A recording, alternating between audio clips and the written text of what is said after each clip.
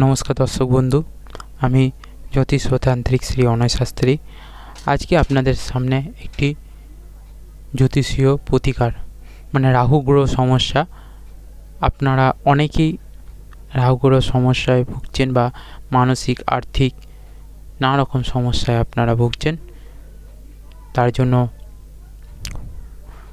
এবং অনেক জ্যোতিষীকে দেখিয়েছেন, তারা রাহু গ্রহের সমস্যা আপনার জন্মছকে নির্দেশ করেছে এবং হঠাৎ ঝামেলা, অর্থ বেড়েই যাওয়া, দুর্ঘটনা যোগ, এটা রাহু গ্রহের জন্য। বা অতিরিক্ত নেশা, অনেক দিন ধরে অতিরিক্ত নেশা করছে, সেটা রাহু গ্রহের দোষের জন্যই হচ্ছে।